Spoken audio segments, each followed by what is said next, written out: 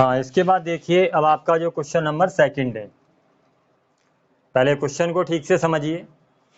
Question आपका ये कह रहा है कि वाई डिड लेंचो से, अब चूंकि यहाँ डिड लगाए तो आपका जो से है वो पास्ट में जाएगा। तो इस तरीके से यहाँ हो गया कि लेंचो ने क्यों कहा, उसने क्या कहा था कि the rain drops were like new coins, लेकिन उसने इस तरीके से यूज नहीं किया था। उसने क्या यूज किया था, इसके लिए आप एक बार बुक में देखें।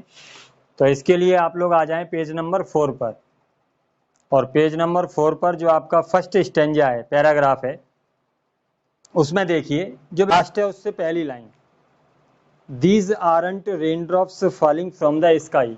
वो क्या कहता है कि जो वर्षा की बूंदें थीं, तो वर्षा की बूंदों को वो ये कहता है कि these aren't rain drops falling from the sky, कि ये आकाश से गिरती हुई वर्षा की बूंदें नहीं हैं, दे आर न्यू कॉइन्स।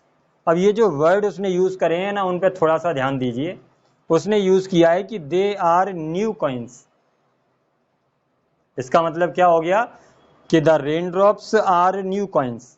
उसने क्या यूज किया कि जो वर्षा की बूंदें हैं वो न्यू कॉइन्स हैं। तो सबसे पहले यहाँ जो मेन पॉइंट आपको पकड़ना है कि यहाँ मैंने आपको जब रीड कराया था वहां भी बताया था कि यहाँ पोएट ने मेटाफर का यूज किया है। अब ये जो मेटाफर होता है आपको एक पोएम में भी मिल सकता है, और आपको जो इस तरीके से देख रहे हैं कि प्रोज में भी मिल सकता है। तो सबसे पहले यहाँ आपको समझना है कि मेटाफर होता क्या है। तो देखिए मेटाफर क्या होता है कि मेटाफर एक फिगर ऑफ स्पीच होता है। फिगर ऑफ स्पीच आप हिंदी में जिस तरीके से अलंकार पढ़ते हैं, तो उसी तरीके से अंग्रेजी में भी ये एक अलंकार होता है, दैट फॉर रिटोरिकल इफेक्ट। और ये अलंकार एक प्रभाव व्यक्त करने के लिए यूज किया जाता है। अब देखिए मेटाफर से क्या किया जाता है कि directly refers to one thing. Metaphor काम क्या करता है कि ये डायरेक्टली व्यक्त करता है किसी एक वस्तु को, बाई मेंशनिंग, उल्लेख करते हुए, अदर, दूसरी का। तो किसी एक वस्तु का उल्लेख करते हुए इसके द्वारा किसी दूसरी वस्तु को व्यक्त किया जाता है। किस तरीके से कि इट में प्रोवाइड क्लियरिटी, और जब इसका यूज किया जाता है तो इससे यूज करने से क्या लाभ होता है कि इट में प्रोवाइड क्लियरिटी, कि इससे स्पष्टता आती है, और आइडेंटिफाई हिडन सिमिलैरिटी, और इसके द्वारा जो छिपी हुई समानता है, उन दोनों वस्तुओं के बीच में जो छिपी हुई समानता है उसको व्यक्त किया जाता है बिटवीन टू आइडियाज। या तो दो वस्तुओं के बीच में, दो विचारों के बीच में जो हिडन सिमिलैरिटीज होती हैं, जो छिपी हुई समानताएं होती हैं, उन्हें व्यक्त किया जाता है। हाँ, अब देखिए इसके बाद यहाँ जो एग्जाम्पल आपके लिए दिया गया है, इस एग्जाम्पल से आपको ठीक तरीके से समझ में आ जाएगा मेटाफर क्या होता है। तो ये जो लाइनें लिखी गई हैं ये विलियम शेक्सपियर की लाइनें, और एज यू लाइक इट वहाँ से ये ली गई हैं। सबसे पहले यहाँ समझने की कोशिश करिए। जैसे उन्होंने कहा कि all the world is a stage, यानी पूरी दुनिया को एक तरीके से उन्होंने स्टेज माना। तो यहाँ ये जो ऑब्जेक्ट है आपका, ये जो वस्तु है वो वर्ल्ड है, और यहाँ मेटाफर के रूप में जो यूज किया है वो स्टेज है।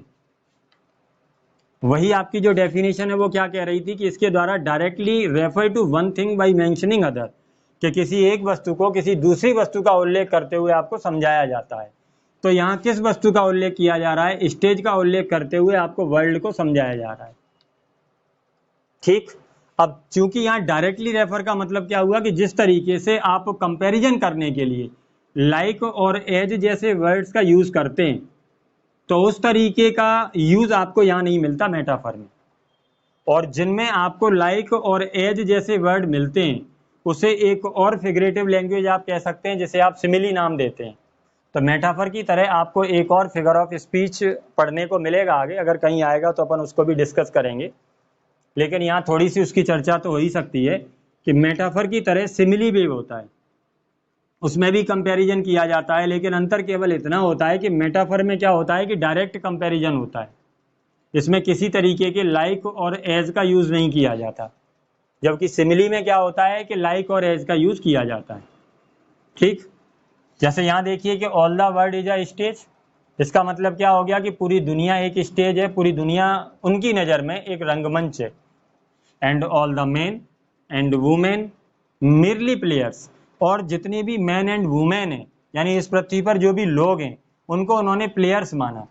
तो जिस तरीके पे स्टेज पे प्लेयर्स आते हैं, आकर के अपनी भूमिका निभाते हैं, चले जाते हैं, तो ठीक इसी तरीके से इस दुनिया में लोग आते हैं और अपनी अपनी भूमिका निभाते हैं और चले जाते हैं। They have their exits and their entrance, और उनका अपना एग्जिस्ट और एंट्रेंस होता है। तो यहाँ इस तरीके से बहुत अच्छी लाइन है मेटाफर जिसमें यूज किया गया है।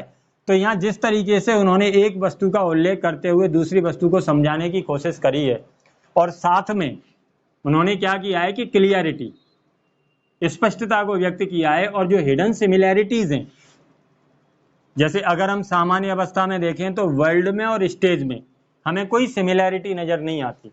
ये कुछ इस तरीके का कंपैरिजन है कि अगर कोई पहली नजर में देखता है तो उसे ठीक से समझ नहीं आता कि वर्ल्ड का और स्टेज का क्या कंपैरिजन है।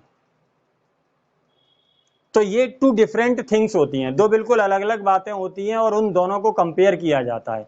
लेकिन उन दोनों में जो हिडन सिमिलैरिटीज होती हैं, इसके द्वारा उनको व्यक्त किया जाता है। इसके द्वारा पोएट या राइटर आपको क्या व्यक्त करना चाह रहा है वो आपको ठीक तरीके से समझ में आ जाता है।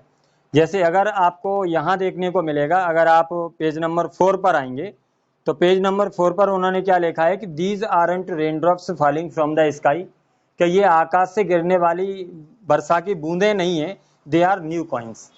तो किसी तरीके का एज, कंपेयर या लाइक जैसे वर्ड का यूज नहीं किया, उन्होंने सीधे सीधे रेनड्रॉप्स को न्यू कॉइन्स के बराबर माना है। अब यहाँ हमें जो हिडन सिमिलैरिटी है वो आपको समझनी है कि जिस तरीके से जो न्यू कॉइन्स होते हैं, और न्यू कॉइन से क्या होता है, प्रॉस्पेरिटी आती है, जो मनी होता है, जो पैसा होता है वो समृद्धि लेकर के आता है। ठीक इसी तरीके से उन्होंने बताया कि जो रेनड्रॉप्स हैं, तो रेनड्रॉप से भी क्या होगा कि अगर अच्छी वर्षा होती है तो निश्चित रूप से इससे भी पैसा आएगा और इस पैसे के द्वारा आपको क्या मिलेगा, प्रॉस्पेरिटी मिलेगी। तो ये जो हिडन सिमिलैरिटी है, अगर आपने ये ठीक से नहीं समझी तो आप यहाँ इस आंसर में बता ही नहीं सकते कि व्हाई डिड लेंचो से the raindrops were like new coins. Lencho ने क्यों कहा कि जो रेनड्रॉप्स हैं, वर्षा की जो बूंदें हैं, उसको उन्होंने न्यू कॉइन्स के समान क्यों बताया। क्वेश्चन समझ में आ गया होगा। अब यहाँ देखिए सिमिली में क्या होता है। सिमिली में भी मेटाफर की तरह टू डिफरेंट थिंग्स होती हैं। जैसे ये देखिए कि सी स्माइल्स लाइक द सन, तो सी स्माइल्स यानी किसी औरत की स्माइल को सन के जैसा बताया गया है। तो स्माइल को सन के जैसा बताना, तो ये कुछ इस तरीके की सिमिलैरिटी है, कुछ इस तरीके का कंपैरिजन है जो हमें ठीक से समझ ही नहीं आता कि कहाँ एक मुस्कुराहट और कहाँ सूरज, इन दोनों में क्या समानता हो सकती है। तो यहाँ उन्होंने इस तरीके से बताया है कि जिस तरीके से वो मुस्कुराती है, तो सूर्य जिस तरीके से जब निकलता है और निकलने के बाद जो ब्राइटनेस लेकर के आता है, उसकी स्माइल में इस तरीके की ब्राइटनेस है। तो जो हिडन सिमिलैरिटी होती हैं उनको व्यक्त किया जाता है, और दोनों चीजें बिल्कुल अलग अलग हैं। दोनों चीजें एक दूसरे के किसी भी तरीके से कंपैरिजन में नहीं होती। यही आपको मेटाफर में देखने को मिलता है और यही सिमिली में। अंतर क्या है कि मेटाफर में हम लाइक और एज जैसे वर्ड्स का यूज नहीं करते, जबकि सिमिली में हम लाइक और एज जैसे वर्ड का यूज करते हैं। लेकिन दोनों में क्या समानता है कि दोनों में डिफरेंट थिंग्स होनी चाहिए। यहाँ देखिए कि सी लुक्स लाइक यू। अब यहाँ सी जो कंपैरिजन किया गया वो किससे, यू से। तो ये दोनों तो डिफरेंट थिंग नहीं है, दोनों व्यक्ति हैं। तो अगर इस तरीके का कंपैरिजन हो रहा है, यहाँ भी लाइक का यूज हुआ है, लेकिन इसे हम सिमिली नहीं कह सकते। क्यों नहीं कह सकते, क्योंकि ये टू डिफरेंट थिंग्स नहीं है। तो मेरे ख्याल से मेटाफर क्या है, सिमिली क्या है और कंपैरिजन क्या है, ये तीनों बातें आपको समझ आ गई होंगी। कि मेटाफर में जो कंपैरिजन किया जाता है टू डिफरेंट थिंग्स का, उसका एज और लाइक के बिना किया जाता है, डायरेक्ट कंपैरिजन होता है। सिमिली में कंपैरिजन टू डिफरेंट थिंग्स का किया जाता है, लेकिन एज और लाइक लगा करके किया जाता है। और अगर हम सामान्य कंपैरिजन की बात करें तो वहां टू डिफरेंट थिंग्स नहीं होती, तो वहां सेम थिंग्स का कंपैरिजन होता है। जैसे फर्स्ट में आपको मिल रहा है कि सी लुक्स लाइक यू, कि वो तुम्हारी तरह दिखती है। क्लियर।